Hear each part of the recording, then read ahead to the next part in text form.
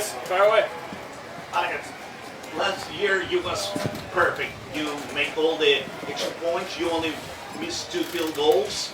You make 137 points in the regular season. You have a new contract. How do you feel about that? Well, it feels great. You know, I'm going on year 8. I'm 29 years old. It feels like just yesterday I was coming to the Chiefs facility for the first time for that Monday Night Football game against the then Redskins. So I'm very grateful to be in this position. You know, it's almost surreal to think about the success that I've been able to have. You know, I put in a lot of work and effort to be the best, but there's so many times where I go out on the field, there's pressure, everyone's watching, and I don't really understand what's going on. It doesn't even feel like I'm kicking the ball, and I look up and the ball's going through the uprights, and I'm just very grateful for the success that I've had, and because of that, I want to make sure that I'm doing my best to use my platform and glorify God. Harrison, it was reported that you actually negotiated this contract on your own.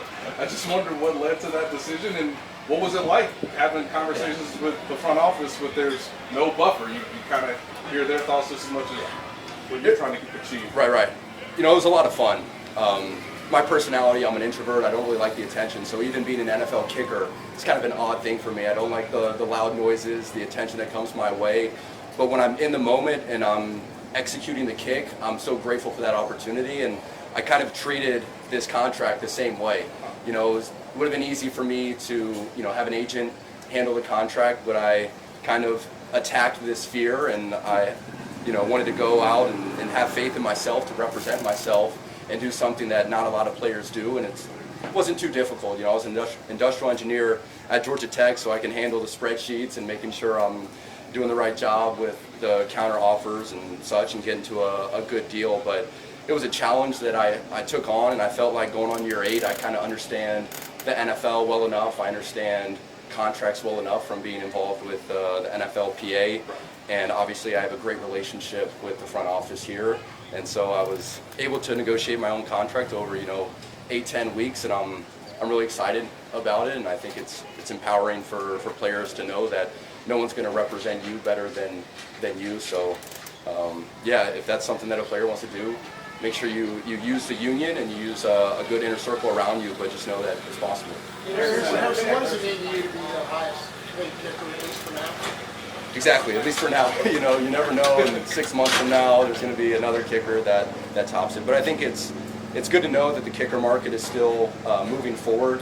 I think offense is definitely the strength of the NFL right now. There's a lot of points being scored, and kickers are part of that. Games are closer than ever, and you know, Tucker signed his contract 2 years ago, and then Jake Elliott just signed and tied his. So I'm grateful to be able to move it up a little bit. And like you said, I know there's going to be a bunch of kickers after me that are going to continue to push it. But in the meantime, is it meaningful to you to be the highest paid?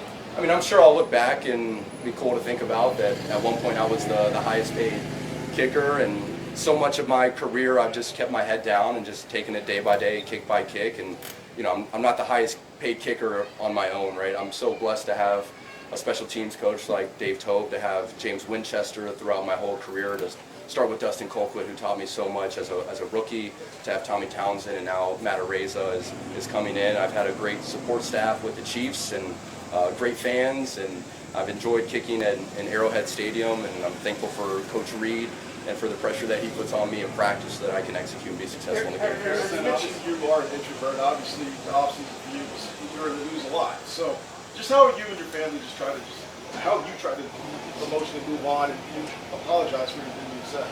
Right. So I'm definitely an introverted person. I try to, you know, protect my privacy as much as possible. But you know, as I mentioned, I've been in the league now 7 years, and I do have a platform. So with that comes people that want me to state what I believe to be very important.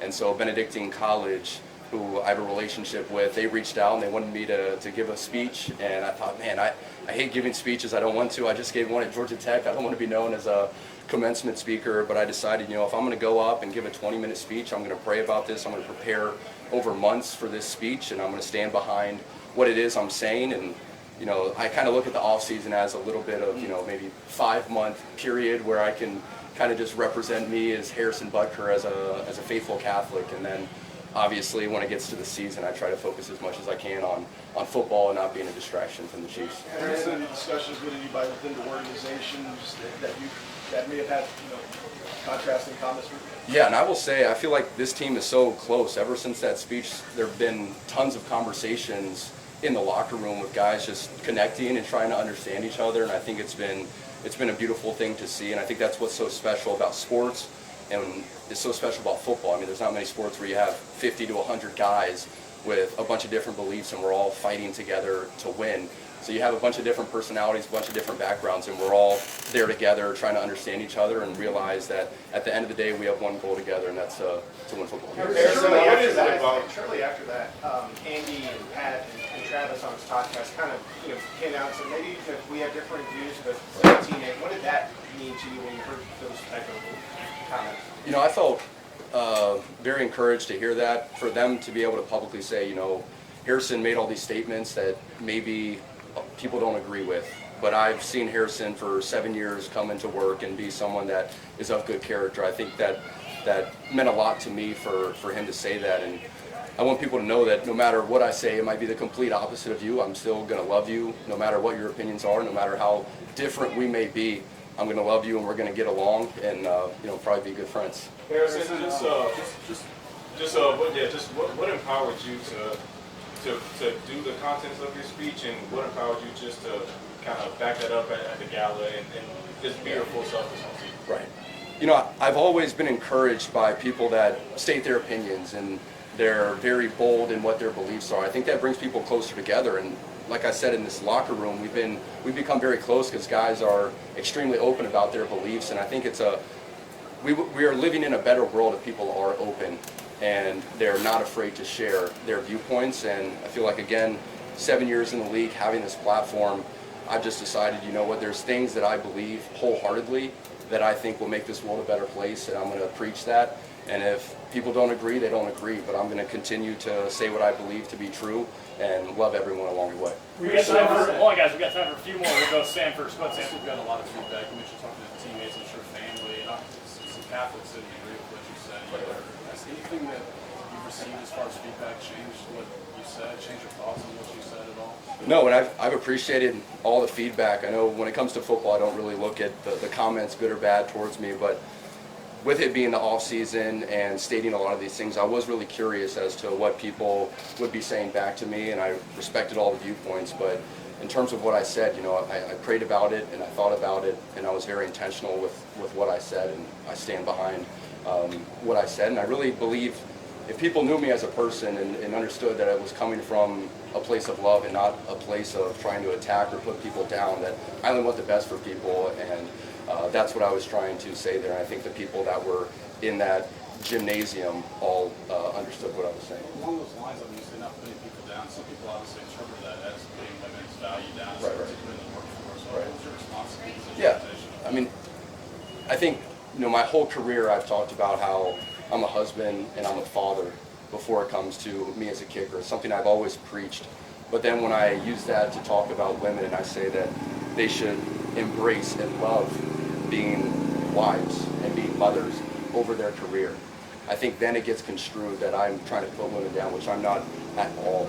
I love women, I love my wife, and it comes from a place of love. My wife had never heard me speak publicly, and she was there for that moment, and she was up in the background in one of the offices up there, and I was getting emotional looking at her crying and understanding that she has sacrificed so much for me.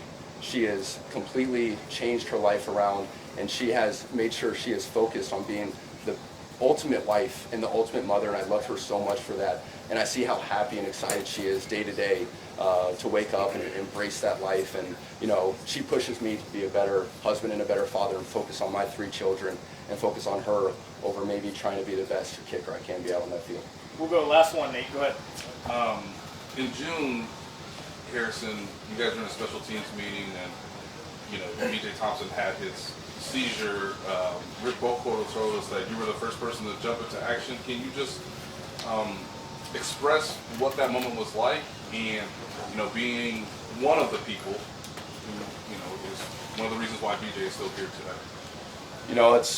It was emotional for me when I first saw BJ at the ring ceremony. It was the first time I saw him since that incident occurred, and for whatever reason, I was the person sitting right in front of BJ, and I thought maybe, you know, someone was sleeping behind me, and I heard a noise, but then I felt a kick on the chair, and I turned around, and, you know, BJ wasn't doing well, and I thought, well, I don't have any background in medicine, and thankfully Truman Jones was next to him, who is probably going to be a doctor after this, and thankfully James Winchester has experienced seizures before, and he was able to help assist BJ, but I thought the best thing I can do was get a professional to come and assist, and I actually remember, you know, last year there was a woman just right over there when I was signing autographs who had a difficult time and was on the ground, and I thought, you know, if there's ever a moment where someone is suffering, I'd rather overreact and get more people there to assist than just try to play it cool and play it calm. And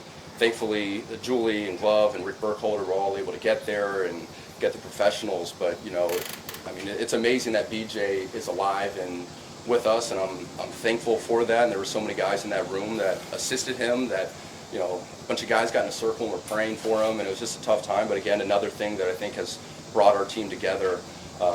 And so I'm just very thankful for BJ and for all those that helped him. Did you talk to him at the ring ceremony? Did you get a chance to I have missed some conversation with him? I missed him at the ring ceremony, but he was out here at a training camp practice, and obviously he's just thankful to be alive. He is so excited to be around the team. He can't wait to be back. I know he's maybe got a couple more weeks, but he's excited to just be in the locker room again and feel the support from all of his teammates. Okay, thanks guys. Thanks, Thank you guys.